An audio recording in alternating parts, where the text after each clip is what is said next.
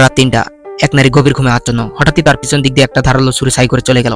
ঘুমের ঘরে সে হাত দিয়ে চুলকাতে চাইলো, আবার ঘুমিয়ে পড়তে যাচ্ছিল। ঠিক তখনই তীব্র প্রস্রাবের চাপ অনুভব করলো। অর্ধেক ঘুমের মধ্যে সে এক পায়ে জুতা পরলো, কিন্তু অন্য পায়ে জুতাটা খুঁজে পেল না।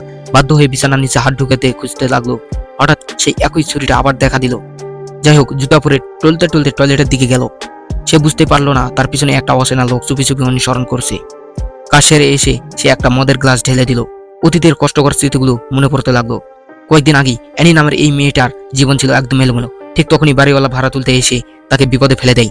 অ্যানি তার কাছে থাকা শেষ কয়েক টাকা দিয়ে সামাল দেওয়ার চেষ্টা করে, কিন্তু সেটা যথেষ্ট ছিল না। বাড়িওয়ালা খারাপ ইঙ্গিত দিয়ে বলে, টাকা না থাকলে অন্যভাবেও দিতে পারো, এবং তার গায়ে হাত দিতে শুরু করে। কিন্তু অ্যানি সৎ মেয়ে, রাগে ফেটে পড়ে। সে বাড়িওয়ালাকে বের করে দেয়। বাড়িওয়ালা চলে গেলেই অ্যানি হতাশা ডুবে যায়। ঠিক তখনই দরজায় কড়া নাড়া শব্দ।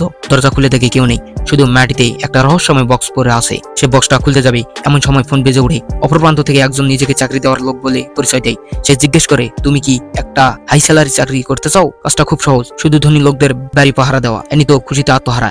এমন বিপদের সময় কেউ তাকে সাহায্য করছে ভাবতেই পারেনি। লোকটি বলে, যদি রাজি থাকো তাহলে বক্সের ভেতরে থাকা চাবি নিয়ে নির্দিষ্ট জায়গায় চলে আসো। অ্যানি একটু সন্দেহ করলেও শেষ পর্যন্ত রাজি হয়। রিমোটে চাপ দিতেই তার সামনে এসে দাঁড়ায় একটি বিলাসবহুল গাড়ি। পাশের বাড়িওয়ালা সেটা দেখে হিংসে জ্বলতে থাকে। নিজের ভুল বুঝতে পারে। গাড়িতে বসে অ্যানি খুশিতে হাসতে থাকে, কিন্তু সে জানে না ভয়ঙ্কর বিপদ তার দিকে ধীরে ধীরে এগিয়ে আসে। কিছুক্ষণ পর সে এক নির্জন এলাকায় পৌঁছে যায়। সেখানে একটা বড় ভিলা, চারপাশে কিলোমিটারের মধ্যে কোনো মানুষ নেই।